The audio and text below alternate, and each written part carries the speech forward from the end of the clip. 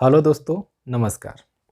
Singh GS classes Daltonganj में Kumar sir की तरफ से आप सभी का हार्दिक स्वागत है। दोस्तों, हम जैन धर्म स्टार्ट किए थे, ठीक है। जैन धर्म में एक क्लास कर चुके हैं, ठीक है दोस्तों। आज हम उसका सेकेंड पार्ट करने वाले हैं, ठीक है दोस्तों। हम लोग पहला पार्ट में क्या पढ़े थे, आपका जैन धर्म के संस्थापक के बारे में पढ़े थे कि जैन धर्म के कितने मतलब जैन धर्म में कितने आपका तीर्थकर आए थे, कौन संस्थापक थे, ठीक है दोस्तों। हमारे जैन धर्म के प्रथम संस्थापक कौन माना जाता है दोस्तों? जैन धर्म का संस्थापक आपको माना जाता है कौन? ऋषभदेव, ठीक है दोस्तों। कौन माने जाते हैं? ऋषभदेव। वास्तविक संस्थापक कौन माना जाता है दोस्तों? वास्तविक संस्थापक जो माने जाते हैं आपका महावीर स्वामी माने जाते हैं, ठीक है दोस्तों। जैन धर्म के जो वास्तविक संस्थापक हैं, वास्तविक संस्थापक जो माने जाते हैं आपका ऋषभदेव माने जाते हैं। हमारे जैन धर्म में जो आपका तीर्थकर हुए थे दोस्तों, टोटल आपका 24 तीर्थकर हुए थे, ठीक है। कितना? टोटल 24, जो कि हमारा पहले आपका थे ऋषभदेव। ये 24 में जो मोस्ट इंपॉर्टेंट था दोस्तों, उसको हम लोग डिस्कस कर चुके रहते पिछले क्लास में, ठीक है। पिछले क्लास में हम लोग जितना भी आपका महत्वपूर्ण जो आपका तीर्थकर हुए उस सब के बारे में हम लोग पिछले क्लास में पढ़ चुके थे, ठीक है दोस्तों। आज हम आज हम आपका महावीर स्वामी से स्टार्ट कर रहे हैं, ठीक है दोस्तों। तो चलिए स्टार्ट करते हैं। सबसे पहले आपका जो अभी बैच जो इस क्लास में नए आए हुए हैं दोस्तों, पहले तो चैनल को सब्सक्राइब करेंगे, और जो नहीं देखे होंगे पिछला क्लास जाकर देख लेंगे, और डिस्क्रिप्शन में आपका दिया हुआ है, ठीक है दोस्तों। चलिए स्टार्ट करते हैं। जैन धर्म, महावीर स्वामी के बारे में आज हम पढ़ते हैं दोस्तों। महावीर स्वामी के जो प्रतीक चिन्ह था, क्या था दोस्तों? महावीर स्वामी का प्रतीक चिन्ह आपका सिंह था, ठीक है। सिंह या फिर शेर, ठीक है दोस्तों। इनका जो जन्म हुआ था, महावीर स्वामी का जो जन्म हुआ था दोस्तों 540 बीसी में, ठीक। स्वामी का जो जन्म हुआ था 540 बीसी में हुआ था, और इनका जो मृत्यु हुआ था दोस्तों आपका 468 बीसी में हुआ था, ठीक है। कब? 468 बीसी में। ये टोटल आपका 72 वर्ष तक जीवित रहे थे, ठीक है दोस्तों। महावीर स्वामी का जो जन्म हुआ था आपका कुंडलवन वैशाली में हुआ था। कुंडलवन वैशाली जो कि बिहार में है, ठीक है दोस्तों। कुंडलवन वैशाली में जो इनका जन्म हुआ था, ठीक है दोस्तों। इनके जो पिता का नाम था, किनके?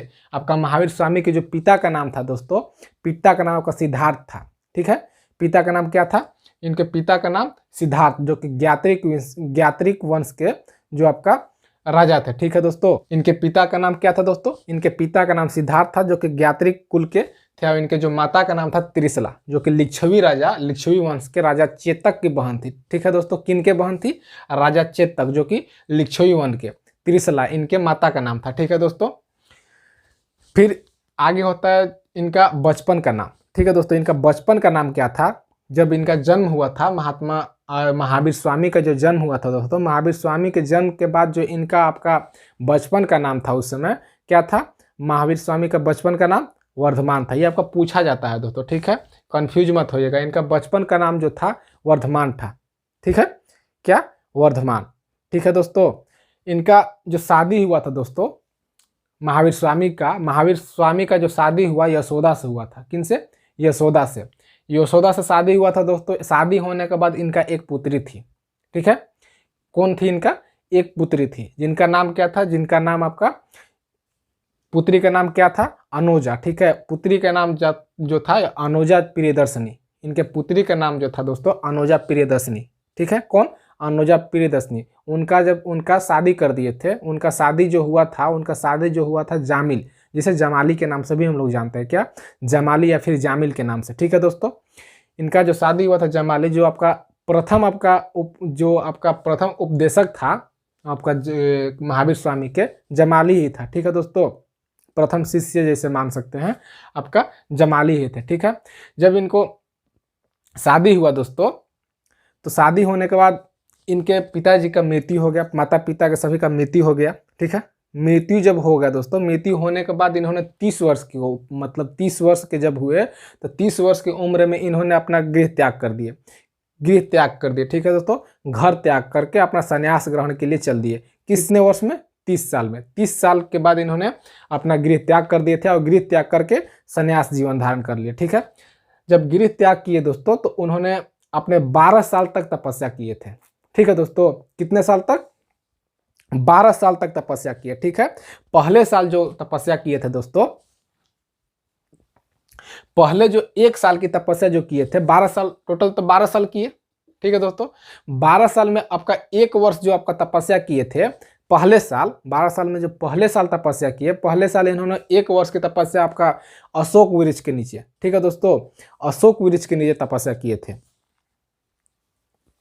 कहाँ? अशोक वृक्ष के नीचे आपका स्वर्ण बेला में। ठीक है, कहाँ? स्वर्ण बेला में आपका अशोक वृक्ष के नीचे तपस्या की 1 वर्ष तक। उसके बाद अंतिम के जो 11 वर्ष बचे, अंतिम के 11 वर्ष जो बचे दोस्तों, अंतिम के 11 वर्ष इन्होंने क्या, आपका रिजुपालिका नदी के किनारे, ठीक है, अंतिम के जो 11 वर्ष बचे आपका रिजुपालिका नदी के किनारे जृंभिग्राम, ठीक है, जृंभिग्राम के वैशाख दशमी के दिन उनको क्या हुआ, कैवल्य की प्राप्ति हुआ। ठीक है दोस्तों, अंतिम 11 वर्ष की तपस्या क्या किए थे, आपका रिजुपालिका नदी के किनारे किए थे। ठीक है दोस्तों, जब ज्ञान की प्राप्ति हो गया दोस्तों, तो ज्ञान की प्राप्ति होने के बाद इनको क्या, इनको निर्गंध के नाम से जाना गया, या फिर जीन के नाम से जाना गया, या फिर केवलिन कहा गया, यति महावीर कहलाए। ठीक है दोस्तों, ये आपका नाम हुआ, ये मतलब इनको कहा गया, निर्गंध कहा गया, जीन कहा गया, केवलिन कहा गया, यति कहा गया, महावीर कहा गया। ठीक है दोस्तों, ये आपका नाम ही है। जैसे कि हमारा जीन का मतलब क्या होता है दोस्तों,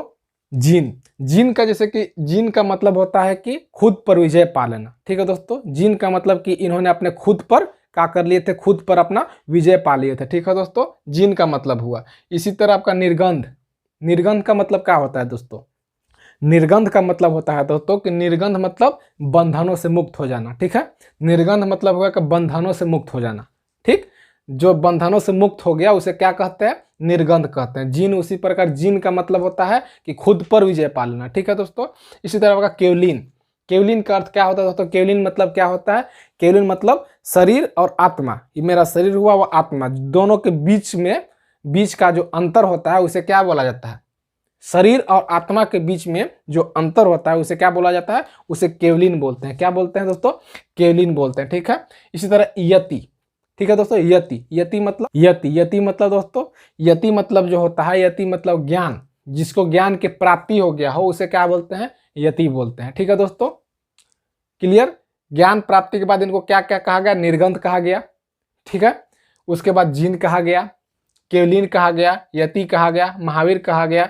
ये सब ज्ञान के प्राप्ति के बाद इनको कहा गया। ठीक है दोस्तों, ज्ञान प्राप्ति की घटना को क्या कहते हैं, जब ज्ञान प्राप्ति हुआ दोस्तों, तो ज्ञान प्राप्ति की इनको घटना को क्या बोलते हैं, कैवल्य बोलते हैं। ठीक है, क्या बोलते हैं, कैवल्य कहा गया। ठीक है, कैवल्य प्राप्त हो गया, कैवल्य कहा गया। ठीक है, जो ज्ञान की प्राप्ति होती है इनके बाद, वो जो ज्ञान प्राप्ति की घटना को कैवल्य कहा गया। ठीक है, क्या, कैवल्य। ठीक है, उसके बाद जो ज्ञान जब इनको प्राप्त होगा दोस्तों, ज्ञान मिलने के बाद, तो ज्ञान मिला तो उपदेश शब्द देंगे।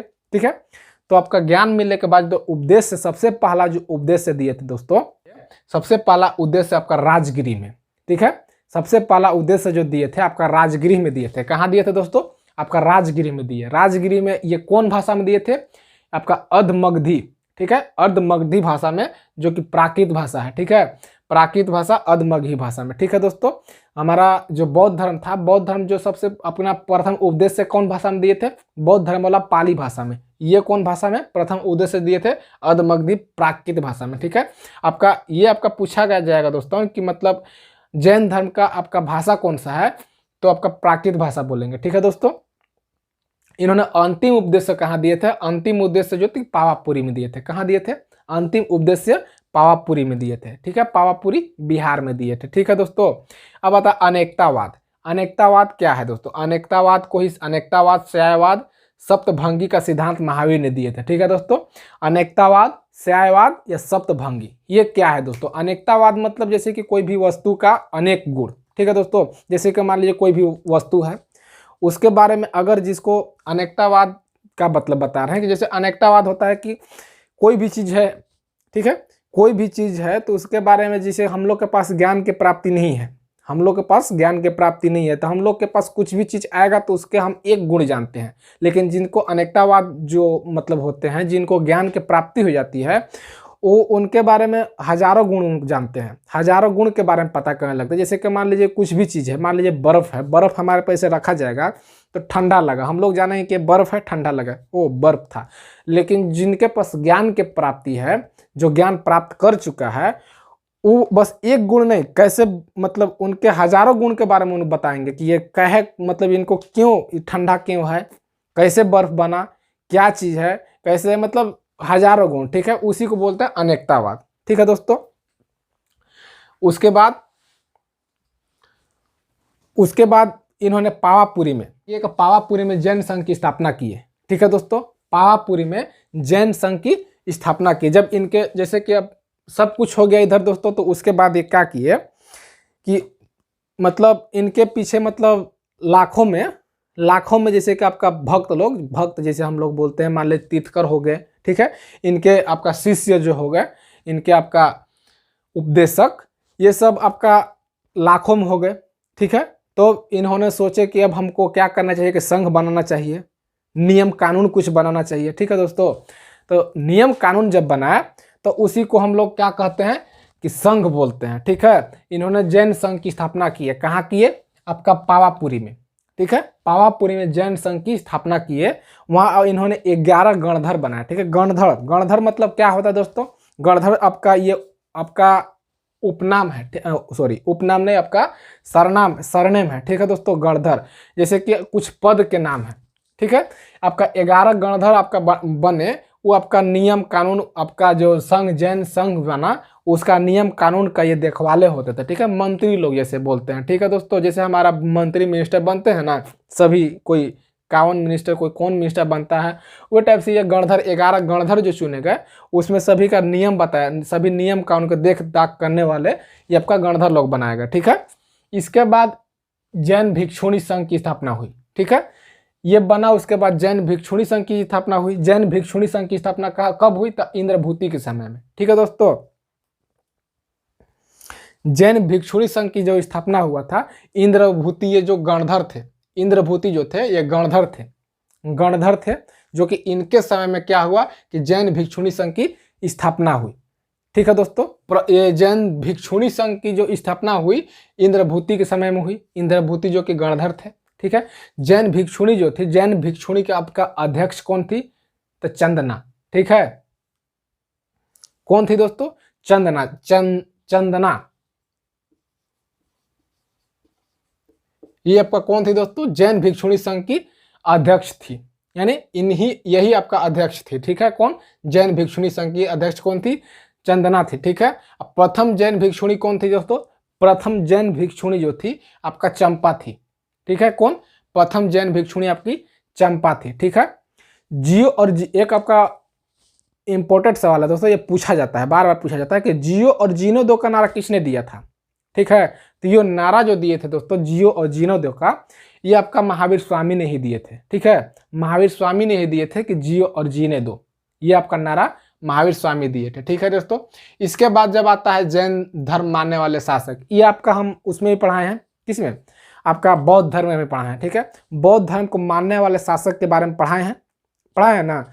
अब जैन धर्म के मानने वाला शासक के बारे में पढ़ाएंगे। ठीक है दोस्तों, जैन धर्म के मानने वाले शासक, जैन धर्म के मानने वाला शासक जैसे कि आपका इसको ट्रिक के हिसाब से हम लोग याद कर सकते हैं। ठीक है दोस्तों, इसको काकस, इसको इस टाइप से हम लोग याद करेंगे कि काकस, जैन धर्म के मानने वाले काकस, यानी के से आपका हो गया खारवेल, के से खारवेल। खारवेल जो होता है ये कलिंग के शासक थे। ठीक है दोस्तों, ये खारवेल जो है कलिंग के शासक थे। ये क्या किए थे दोस्तों? ये आपका हाथी गुफा का निर्माण इसी ने करवाया था। ठीक है दोस्तों, क्या किए थे?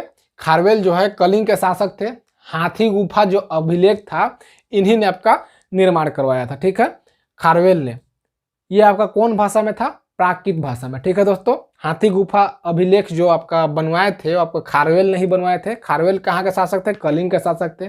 कौन भाषा में था दोस्तों? तब प्राकृत भाषा में था। ठीक है, इसके बाद आता है ए से हो गया अजात शत्रु। ठीक है, ए से हो गया अजात शत्रु। दूसरा आता है अमोघ वर्ष। ठीक है, अमोघ वर्ष। ठीक है, आपका सी आता है चंद्रगुप्त मौर्य। ठीक है दोस्तों, आपका आता है सी आता है चंद्रगुप्त मौर्य। चंद्रगुप्त मौर्य जो है ये किन से शिक्षा, बौद्ध धर्म की शिक्षा ली थी दोस्तों?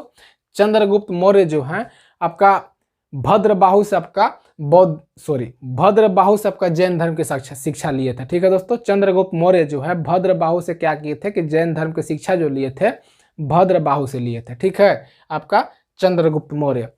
ये आता है फिर उदयन। ठीक है, उदयन आपका याद रखेंगे, ठीक है दोस्तों। ये आपका सबसे पहले जो थे ये उदयन, ये आपका सबसे पहले बौद्ध धर्म मानते थे, ठीक है। सबसे पहले बौद्ध धर्म मानते थे, लेकिन फिर बाद में क्या किए कि बाद में फिर ये आपका बदल दिए क्या में कि फिर बाद में जैन धर्म मानने लगे। अगर क्वेश्चन पूछा जाए दोस्तों, क्वेश्चन पूछा जाए कि उदयन जो था कौन धर्म के अनुयायी थे, तो आपको दोनों अगर ऑप्शन आ जाए, जैन धर्म बौद्ध धर्म भी आ जाए, जैन धर्म भी और बौद्ध धर्म भी आ जाए, तो ऑप्शन सही करना है बौद्ध धर्म, ठीक है। क्योंकि सबसे पहले ये बौद्ध धर्म को मानते थे, ठीक है, उसके बाद जैन धर्म को माने, तो आंसर सही होगा इसका बौद्ध धर्म, ठीक है। लेकिन बाद में जैन धर्म स्वीकार कर लेता, ठीक है। इसके बाद आता है एस से। एस से कौन है? संप्रीति। संप्रीति जो है अशोक के पौत्र थे, अशोक के मतलब नाती हुए, ठीक है दोस्तों। ये संप्रीति, एस से आता है संप्रीति जो कि अशोक के आपका पौत्र, ठीक है। इसके बाद आता है चेतक, ठीक है दोस्तों। चेतक जो थे दोस्तों, चेतक आपका लिच्छवी के शासक थे, ठीक है। कहाँ के? लिच्छवी के शासक थे, और चेतक ने जैन धर्म को अपना राज्य धर्म घोषित किए थे, ठीक है। चेतक जो थे आपका लिच्छवी के शासक थे। कहाँ के शासक थे? लिच्छवी के। और ये अपना जो जैन धर्म है दोस्तों, जैन धर्म को क्या घोषित किए थे? अपना राज्य, मतलब चंद्रगुप्त मौर्य जो है दोस्तों, चंद्रगुप्त मौर्य जो है, ये अकाल जब पड़ा था, ये चंद्रगुप्त मौर्य जो है अकाल जब पड़ा था दोस्तों, तो इन्होंने क्या किए कि अपना राज्य को त्याग दिए थे, ठीक है। कौन? चंद्रगुप्त मौर्य। जब अकाल पड़ा तो चंद्रगुप्त मौर्य जो है अकाल त्याग, मतलब अपना राज्य को त्याग दिए थे, ठीक है दोस्तों। राज्य त्याग करने के बाद इन्होंने क्या किए थे कि इन्होंने राज्य त्याग करने के बाद, ठीक है, इन्होंने राज्य त्याग करने के बाद इन्होंने क्या किए कि श्रवणबेलगोला में, ठीक है दोस्तों, श्रवणबेलगोला में आपका चंद्रगिरी, ठीक है दोस्तों, चंद्रगिरी पर्वत है, उन्हीं में वहीं जाके इन्होंने क्या किए कि इन्होंने सलेखना व्रत, ठीक है। सलेखना व्रत जानते होंगे दोस्तों, सलेखना व्रत मतलब अन्न जल सब त्याग देना, ठीक है। सलेखना व्रत करके इन्होंने क्या किए कि अपना मतलब जीवन को त्याग दिए, ठीक है दोस्तों। सलेखना व्रत करके इन्होंने क्या किए कि अपना प्राण को त्याग दिए। कब? मतलब अकाल जब पड़ा था इनके राज्य में, चंद्रगुप्त मौर्य के काल में अकाल पड़ा था दोस्तों, ठीक है। अकाल पड़ने के बाद क्या किए कि इन्होंने अपना राज्य को त्याग दिए। राज्य त्याग करके इन्होंने ये क्या किए कि आपका ये जो चंद्रगिरी पहाड़ी है वो कहाँ है? श्रवणबेलगोला में, ठीक है। श्रवणबेलगोला में चंद्रगिरी पहाड़ी है, वहीं पर इन्होंने जाके अपना सलेखना व्रत जिसे बोलते हैं, सलेखना व्रत से इन्होंने क्या किए कि अपना प्राण को त्याग दिए थे, ठीक है दोस्तों। ये आपका एक पार्ट और कंप्लीट हो गया दोस्तों। कल छोटा सा और बच गया है जो कि एक पार्ट और लगेगा, 3 पार्ट में कंप्लीट हो जाएगा दोस्तों, ठीक है। तो उम्मीद करेंगे दोस्तों कि ये क्लास पसंद आई होगी। एक बार फिर से क्विक रिवीजन कर लेते हैं, ठीक है दोस्तों। आपका महावीर स्वामी, महावीर स्वामी का प्रतीक चिन्ह क्या है दोस्तों? महावीर स्वामी का प्रतीक चिन्ह सिंह है। इनका जन्म कब हुआ था? 540 बीसी में। इनका मृत्यु कब हुआ? 468 बीसी में, ठीक है। इनका जन्म स्थान कहाँ था? पावापुरी बिहार में, ठीक है। अरे सॉरी, इनका जन्म जो हुआ था कुंडलवन वैशाली बिहार में हुआ था दोस्तों, और इनका मृत्यु पावापुरी में हुआ था, ठीक है। पावापुरी कहाँ है? पटना है, ठीक है। इनके पिताजी का नाम क्या था दोस्तों? इनके पिताजी का नाम सिद्धार्थ था, जो कि ज्ञात्री कुल के आपका सरदार थे, और इनके माता का नाम त्रिशला था, ठीक है दोस्तों, जो कि लिच्छवी वंश के राजा चेतक की बहन थे, ठीक है दोस्तों। इनके पत्नी का नाम क्या था? पत्नी का नाम यशोदा था, ठीक है। अब इनके पुत्री का नाम क्या था दोस्तों? इनके पुत्री का नाम क्या था? इनके पुत्री का नाम क्या था दोस्तों? इनके पुत्री का नाम अनोजा प्रियदर्शनी था, ठीक है दोस्तों। इनके पुत्री का नाम अनोजा प्रियदर्शनी। अब इनके मतलब इनके क्या बोलते हैं, इनके दामाद का नाम क्या था दोस्तों? इनके दामाद का नाम जामिल था, ठीक है दोस्तों। इन्होंने क्या किए कि 30 वर्ष की अवस्था में 30 वर्ष के बाद अपने उम्र हुआ 30 साल के उम्र में इन्होंने क्या किए कि अपना घर, अपना राज्य को त्याग दिए थे। 12 वर्ष की तपस्या के पश्चात इन्हों क्या हुआ था दोस्तों? 12 साल की तपस्या के पश्चात इनको कैवल्य की प्राप्ति हुआ था, ठीक है दोस्तों। 12 साल की तपस्या के बाद इन्होंने कहाँ तपस्या किए थे दोस्तों? तो 1 साल जो तपस्या किए थे, 1 साल अपना अशोक वृक्ष के नीचे किए थे, ठीक है। कहाँ? अशोक वृक्ष के नीचे। बाकी उनका जो बचा 11 साल, लास्ट के 11 साल आपका कहाँ किए थे? आपका साल वृक्ष के नीचे, ठीक है दोस्तों। आपका साल बीज के नीचे रिजुपालिका नदी के किनारे आपका जंभी ग्राम में वैशाख दशमी के दिन इनको ज्ञान की प्राप्ति हुआ था। ठीक है दोस्तों, ज्ञान प्राप्ति के बाद इनको क्या कहा गया, इनको निर्गंध कहा गया, जिन कहा गया, आपका केवलिन कहा गया, एति कहा गया, महावीर कहा गया। ठीक है दोस्तों, इसके बाद ज्ञान प्राप्ति की इस घटना को क्या बोलते हैं, तो ज्ञान प्राप्ति की इस घटना को क्या बोलते हैं दोस्तों, कैवल्य कहा गया। ठीक है, हमारा जो जय बौद्ध धर्म था उसमें ज्ञान प्राप्ति घटना को क्या कहते हैं, तो संबोधि कहा जाता है। ठीक है, क्या संबोधि कहा जाता है। इसको क्या कहा जाता है, ज्ञान प्राप्ति घटना को कैवल्य कहा जाता है। ठीक है, इसके बाद जो पहला ज्ञान जब प्राप्ति हो गया था दोस्तों, तो ज्ञान प्राप्ति के बाद इन्होंने पहला उद्देश्य दिया था। ठीक है, पहला उद्देश्य कहाँ दिया, आपका राजगिरी में। कौन भाषा में दिए थे दोस्तों, आपका राजगिरी में कौन भाषा में दिए थे, प्राकृत भाषा, जो कि अधमगधी भाषा में दिए थे। ठीक है, अंतिम उपदेश जो दिए थे पावापुरी में दिए थे। कहाँ, अंतिम उपदेश पावापुरी में दिए थे। ये अनेकतावाद, शांतावाद, सप्तभंगीय सिद्धांत किसने दिया था दोस्तों, अपना अपना महावीर स्वामी ने दिए थे। ठीक है, जियो और जीने दो के नारा कौन दिए थे दोस्तों, महावीर स्वामी ने दिए थे। ठीक है, पावापुरी में जैन संघ की स्थापना किसने की थी, क्वेश्चन पूछता है दोस्तों कि पावापुरी में जैन संघ की स्थापना किसने की थी, तो कौन किए थे दोस्तों, हमारे महावीर स्वामी ने किए थे। ठीक है, इसमें कितने गणधर बनाए गए थे, मतलब कितने मंत्री लगभग कितने मंत्री बनाए गए थे, तो 11 मंत्री बनाए गए थे। ठीक है, मंत्री के नाम से नहीं याद करना, हम लोग को गणधर के नाम से याद करना। ठीक है, हम बताए हैं आप लोग को मंत्री उदाहरण के तौर पर। इनके बाद जैन भिक्षुणी संघ की स्थापना हुई। ठीक है, जैन भिक्षुणी संघ की स्थापना हुई किनके समय में हुई, तो इंद्रभूति आपका गणधर के समय में हुई। ठीक है दोस्तों, जिसका अध्यक्षता कौन किए थे, आपका अध्यक्ष कौन थे, आपका चंदना था। ठीक है, प्रथम जैन भिक्षुणी कौन थी, तो आपका चंपा थे। ठीक है, इसके बाद आता है जैन धर्म मानने वाले शासक। ठीक है, जैन धर्म मानने वाले शासक हमको ट्रिक दिए हैं दोस्तों, केकस। ठीक है, जो कि केशव का खारवेल, जो कि आपका कलिंग के शासक थे। दूसरा आता है ए आप अजातशत्रु, फिर ए आता है अमोघवश, फिर आता है सी चंद्रगुप्त मौर्य, यू आता है उदयन, इसके बाद एस आता है संप्रीति जो कि अशोक के पौत्र थे। इसके बाद आता है चेतक जो थे अपना कहाँ के थे, लिच्छवी वंश के शासक थे, लिच्छवी के शासक थे, जो कि अपना जैन धर्म को क्या किए थे दोस्तों, जैन धर्म को अपना राज्य धर्म घोषित किए थे। ठीक है दोस्तों, तो उम्मीद करेंगे आपको ये वीडियो पसंद आई होगी दोस्तों। पसंद आई है तो लाइक शेयर सब्सक्राइब करना ना भूले दोस्तों, एवं ज़्यादा से ज़्यादा शेयर करें। ठीक है दोस्तों, फिर मिलते हैं अगले वीडियो में। जय हिंद, जय भारत।